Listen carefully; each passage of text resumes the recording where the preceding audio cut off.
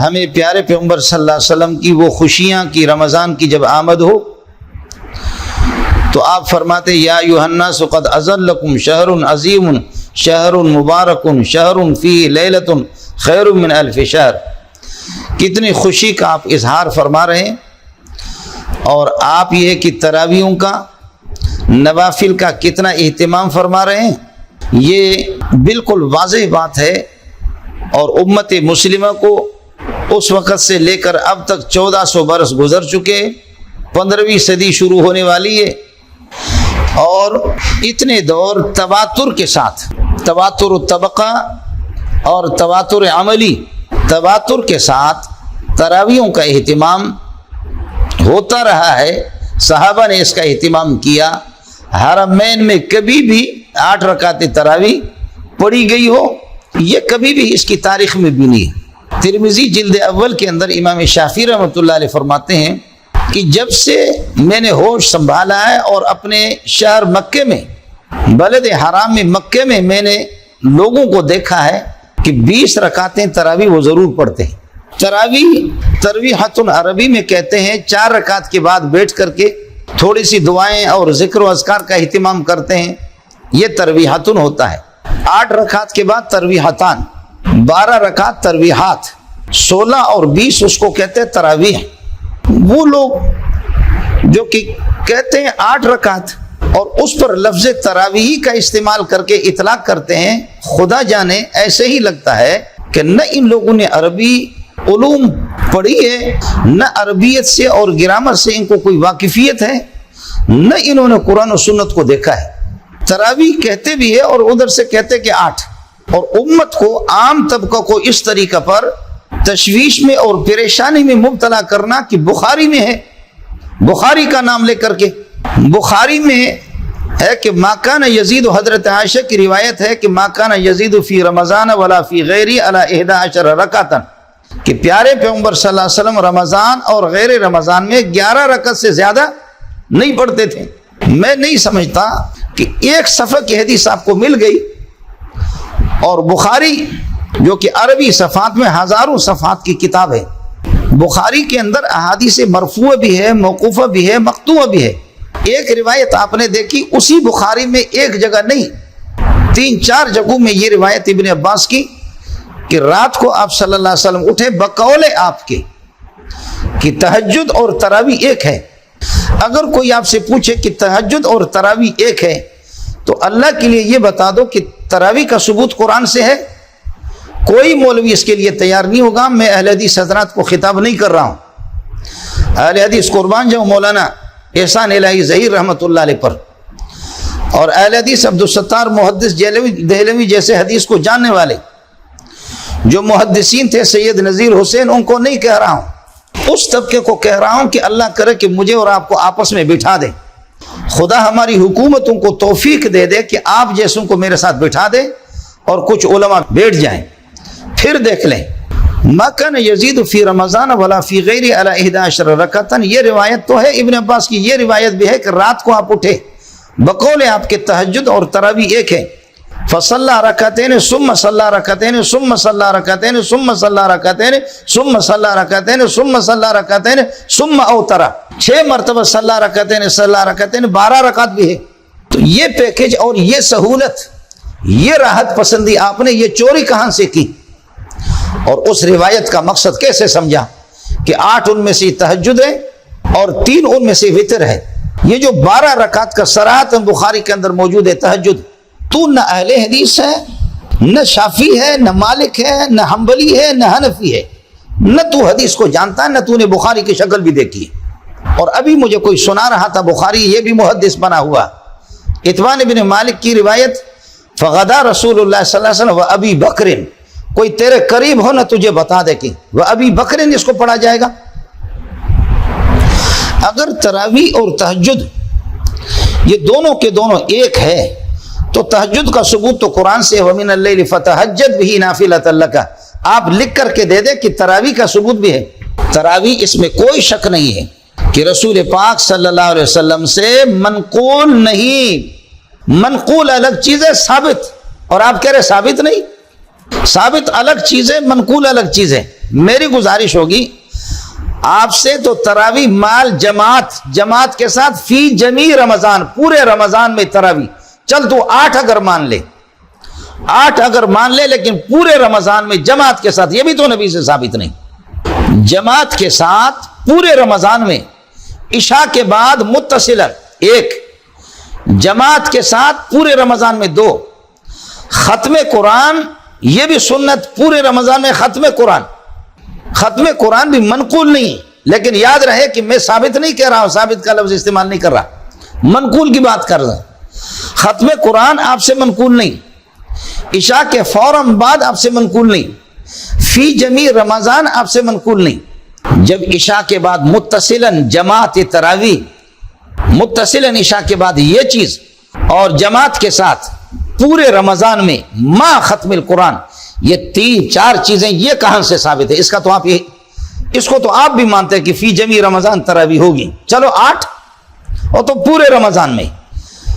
تو نبی سے جب آپ بتا رہے ہیں کہ 3 راتیں آپ صلی اللہ علیہ وسلم نے پڑھائی ہے، تو پھر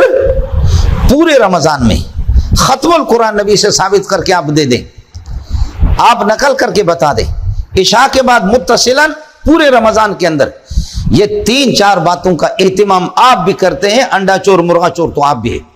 جب یہ باتیں لازمی طور پر مجبور ہو کر کے آپ کو کہنا پڑے گا، اس کا ثبوت امت سے ہے، صحابہ سے ہے، جب صحابہ سے اس کا ثبوت ہے تو 20 رکعت بھی صحابہ سے ثابت ہے، یہ حضرت عمر سے ثابت ہے۔ پھر ہر چیز کو مجھے یہ اللہ کی ذات سے کبھی امید ہے،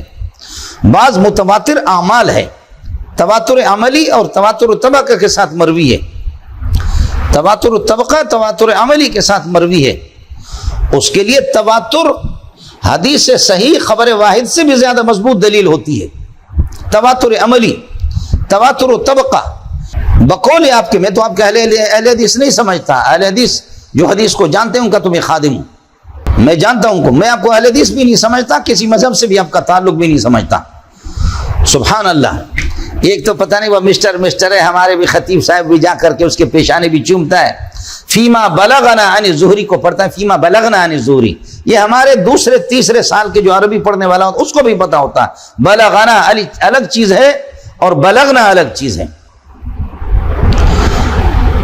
عبارت پڑھنے جس کو نہ آ جائے، اور ایک پتہ نہیں اور کوئی بوڑھا مجھے کسی نے دکھا دیا، وہ بھی کہتا ہے کہ نہیں تراویح کا کوئی ثبوت ہی نہیں ہے۔ اب تراویح جو حضرات 20 رکعت سے چوری کر کے کہتا ہے کہ 20 رکعت نہیں 8 رکعت، اب 8 بھی انہوں نے چھوڑ دی ہے، اب وہ اگلی بات یہ ہوگی کہ 8 بھی ضروری نہیں ہے، پڑھے کوئی نہ پڑھے، تو پھر آپ میں اور رافضیہ کے اندر فرق کیا ہوا؟ جب آپ عشاء کے بعد متصل جماعت کے ساتھ ختم القرآن فی جمیع رمضان، ان 3 باتوں کی قائل ہے، اور اہل حدیث حضرات قائل گزرے، میں آپ کو تو اہل حدیث نہیں سمجھتا، اہل حدیث جو واقعتاً حدیث کو جانتے ہیں، حدیث کا کون انکار کر سکتا ہے؟ یہ چیزیں جب صحابہ کو آپ حجت سمجھتے ہیں، اور اگر آپ اس روایت کو بھی صحیح سمجھتے ہیں، علیکم بسنتی وسنت الخلفاء الراشدین المہدیین، جو صحابہ کا اس پر اجماع عملی ہے، اجماع سکوتی ہے، امت کا اس پر اجماع ہے، اجماعی مسائل کو چھیڑ کر کے جب یہ 3-4 باتیں، ان کا ثبوت، ان کی نقل رسول پاک صلی اللہ علیہ وسلم سے نہیں، ان میں آپ صحابہ کو حجت سمجھتے ہیں، تو اس 20 کے اندر بھی حجت آپ کو صحابہ کو ماننا پڑے گا۔ پھر آپ بتا دیں، آپ اس کو سنت موقدہ نہیں سمجھتے، تو پھر آپ بتا دیں، مجھے اللہ کی ذات سے کبھی امید ہے اس مسئلے کو تو حل نہیں کرے گا، بالکل حل نہیں کرے گا۔ یہ چیزیں آپ کہتے ہیں ہر چیز حدیث میں صراحتاً اس کا ذکر ہو، تو میں دیکھتا ہوں، مجھے اللہ کی ذات سے کبھی امید ہے، ناک رگڑ کر کے اس کا جواب دے دینا، لا الہ الا اللہ محمد الرسول اللہ، یہ کلمہ کسی ایک حدیث کے اندر اس طرح، کلمہ شہادت کی بات نہیں کر رہا، کلمہ طیبہ کی، لا الہ الا اللہ محمد الرسول اللہ، یہ تواتر طبقہ ہے، تواتر عملی ہے،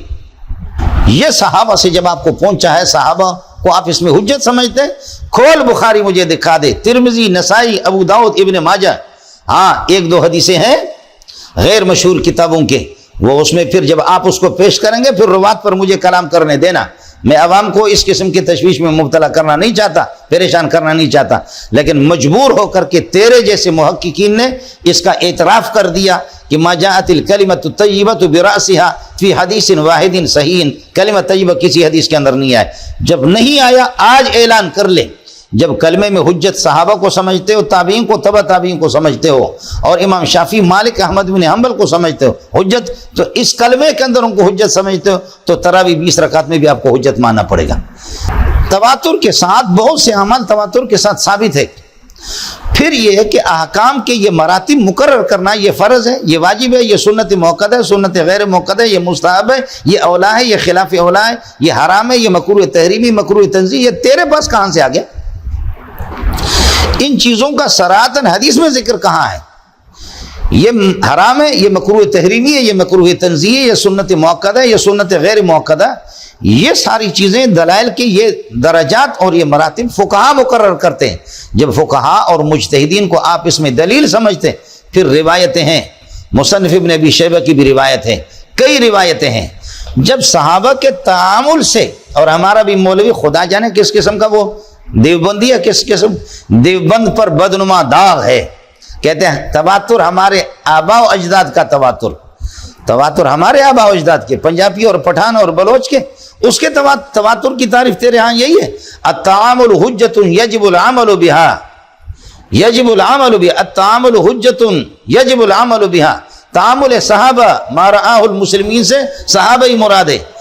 اس لیے گزارش یہ ہے، یہ متواتر ایک عمل ہے، سنت مؤکدہ ہے، جو 20 جن کو اللہ نے چھوڑایا ان کو اللہ نے 20 سے اتار کر کے جو راندے درگاہوں کے 20 کو چھوڑا، 8 پہ آ گیا، 8 کو بھی انہوں نے چھوڑ دیا۔ اب یہ بحث ہے کہ کوئی وہ بھی ضروری نہیں ہے، سنت مؤکدہ، غیر مؤکدہ، فرض، واجب، یہ سب فقہا کو اس میں حجت سمجھتے ہو، تو پھر یہ ہے کہ آپ فقہا کو استادات میں بھی، اور بھی اس کی روایتیں بھی ہے، روات پر جب جرح ہو اور اس قسم کے اصول پر اللہ کرے، اگر کسی میں ہمت ہے مجھے کسی جگہ پر بلائے یا میرے پاس آ جائے، امت محمدیہ کو اس طرح پریشان بھی نہ کرے۔ میری گزارش ہوگی زمانے کی حکومت سے، انتظامیہ سے، کہ اس قسم کے گھوڑوں کو لگام دے دیں،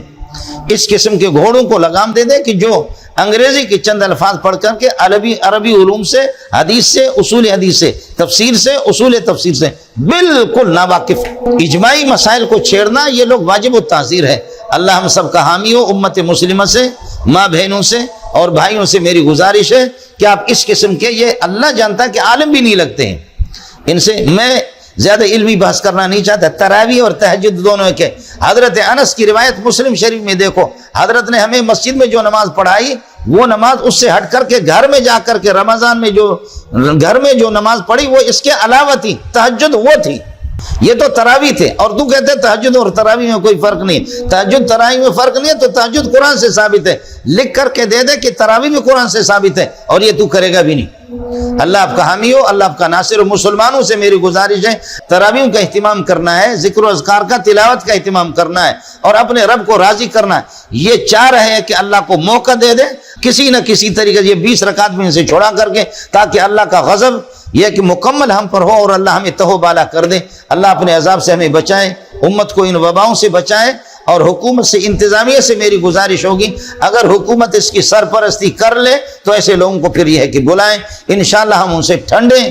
دل و دماغ کے ساتھ ان سے گفتگو کریں گے۔ لیکن میرا رب جانتا ہے کہ مجھے جب ہمارے طلبہ کچھ سناتے ہیں اور کچھ ہمارے دوست اس قسم کی خبریں سناتے ہیں، بالکل کلیجہ پھٹ جاتا ہے۔ تھوڑی سی عربی پڑھ لیتے، پتہ ہی چلتا کہ انہوں نے پڑھائی ہی نہیں ہے، بالکل عربی علوم کو انہوں نے ہاتھ بھی نہیں لگایا۔ اللہ آپ کا حامی ہو، اللہ آپ کا ناصر ہو۔ وآخر دعوانا الحمدللہ۔